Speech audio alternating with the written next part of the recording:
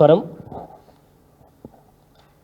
ముఖ్యమంత్రిగా రేవంత్ రెడ్డి గారు ప్రమాణ స్వీకారం చేసినప్పటి నుంచి దాదాపుగా 16 మాసాలుగా ఈ రాష్ట్రం ఒక విధ్వంసం వైపుగా ప్రయాణం చేస్తూ ఉంది. తెలంగాణ వచ్చినప్పటి నుంచి 2014 నుంచి 2023 డిసెంబర్ వరకు ఈ రాష్ట్రం వికాసం వైపు ప్రయాణం చేస్తే రేవంత్ రెడ్డి గారి పాలనలో, యనమల వారి పాలనలో విధ్వంసం వైపుగా పోతూ ఉంది. హైడ్రా కావచ్చు, మూసీ కావచ్చు, లగచర్ల కావచ్చు, ఈరోజు హైదరాబాద్ సెంట్రల్ యూనివర్సిటీ భూముల మీద ఈరోజు ఒక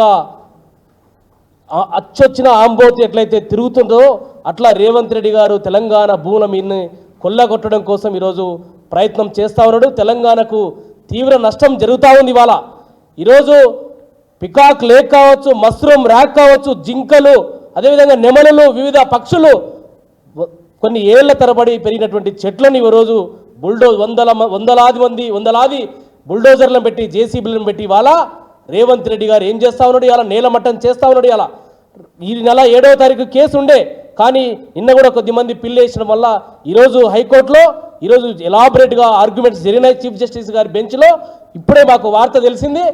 ఈరోజు రేపటి వరకు తెలంగాణ ప్రభుత్వం హైదరాబాద్ సెంట్రల్ యూనివర్సిటీలో పనులు ఆపాలని మధ్యంతర ఉత్తర్వులు వచ్చినట్టు మాకు సమాచారం వచ్చింది. హైకోర్టు వారికి ధన్యవాదాలు తెలియజేస్తాను. విద్యార్థుల పోరాటం ఖచ్చితంగా ఈ ప్రభుత్వం మెడలు వంచి యూనివర్సిటీ భూములను కాపాడడానికి అహర్నిశలు పోరాటం చేస్తామని ఈ సందర్భంగా తెలియజేస్తా ఉన్నాం.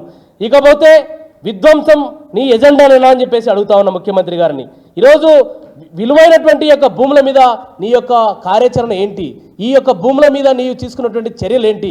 ఈయన మాట్లాడుతూ నిన్న బట్టి విక్రమార్క గారు, శ్రీధర్ బాబు గారు తల్లి పాలు తాగి తల్లి రొమ్మును గుద్దినట్టు ఆ విశ్వవిద్యాలయంలో చదువుకొని ఈ స్థాయికి ఎదిగినటువంటి మంత్రులు ఇవాళ ఆ విశ్వవిద్యాలయ విద్యార్థులు ఉద్యమాలు చేస్తూ ఉంటే వాళ్ళని విద్యార్థి నాయకులని, విద్యార్థులను వాళ్ళని పేడ్ ఆర్టిస్టులుగా వారిని చిత్రీకరిస్తే ఈరోజు విద్యా వ్యవస్థకు, విద్యార్థులకు అవమానకరంగా ఈరోజు దేశంలో ఉన్నటువంటి విద్యార్థులకు జరిగిన అవమానంగా భావించాల్సి వస్తుంది.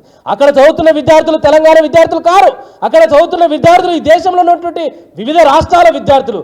ఆ విద్యార్థులను ఈరోజు అవమానపరిచే విధంగా నిన్న మంత్రులు మాట్లాడినటువంటి మాటలు చూస్తే కడుపు రగిలిపోతా ఉంది. ఇవాళ ముఖ్యమంత్రి రేవంత్ రెడ్డి గారు మీరు 6 గ్యారంటీలు ఇచ్చి 6 గ్యారంటీలకు అమలు చేయడం కోసం మీ దగ్గర డబ్బు లేదు కాబట్టి ఈరోజు తెలంగాణలో నడిగడ్డలో ఏదైతే లంగ్ స్పేస్ ఉన్నటువంటి నడి ప్రాంతంలో లంగ్ స్పేస్ ఉన్నటువంటి గచ్చిబౌళ్ళు, కంచె గచ్చిబౌళ్ళు భూములను అప్పనంగా ఈరోజు తెగనమ్మి ఈరోజు 6 గ్యారంటీలు అమలు చేయాలని ప్రయత్నం చేస్తా ఉన్నావా? ఈరోజు FRBM లిమిట్కి లోబడే మేము నిధులను సమకూరుస్తున్నామని కేంద్రానికి ఒకవైపు ఉత్తరం రాస్తూ ఇక్కడ తెలంగాణలో భూములను తెగనమ్మడం అంటే నీ ద్వంద్వ వైఖరి కాదా అని అడుగుతా ఉన్నాం. ఇవాళ గత ప్రభుత్వ నియోపోలిస్లో భూములను యాక్షన్ పెడితే ఏం మాట్లాడిన రేవంత్ రెడ్డి గారు? ఎవరైనా చనిపోతే కనీసం బొందలగడ్డ కూడా జాగ లేకుండా అమ్ముకుంటా పోతే ఏ రకంగా సమాధానం చెప్తారని చెప్పేసి మాట్లాడిన పెద్ద మనిషి ఈరోజు నీ ఏక వైఖరి ఏంటి? ఇవాళ దీనికి చెప్తున్న సమాధానం ఏంటి? ఇవాళ ఆ రోజు అట్లా మాట్లాడినటువంటి మా నాయకుడు మీరు ఈరోజు ముఖ్యమంత్రిగా మీరు చేస్తున్న చర్యలేందని ఈ సందర్భంగా నేను సూటిగా ప్రశ్నిస్తా ఉన్నా. కాబట్టి మీరు విద్యార్థులను అవమానిస్తే మాత్రం ఎట్టి పరిస్థితుల్లో ఆగేది లేదు.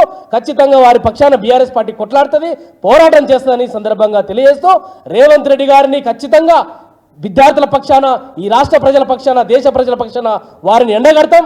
ఇంకొక చిన్న విషయం, గతంలో రోహిత్ వేముల గారు చనిపోతే రాహుల్ గాంధీ గారు ఈరోజు LOP ఈ దేశంలో ప్రతిపక్ష నాయకుడు, కాంగ్రెస్ పార్టీ ఇందిరమ్మ మనమడు, మీ నాయనమ్మ ఇందిరమ్మ కేటాయించినటువంటి భూములు, ఇందిరమ్మ ఇచ్చినటువంటి విశ్వవిద్యాలయ భూములను ఈరోజు తెగ నమ్ముతా ఉంటే రాహుల్ గాంధీ గారు ఏం చేస్తా ఉన్నారు?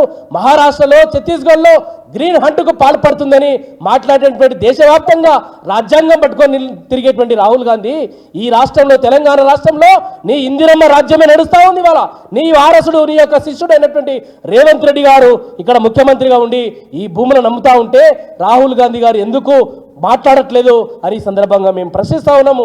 రాహుల్ గాంధీ గారు, కాంగ్రెస్ అధిష్టానం కూడా తేల్చుకోవాల్సిన అవసరం ఉంది.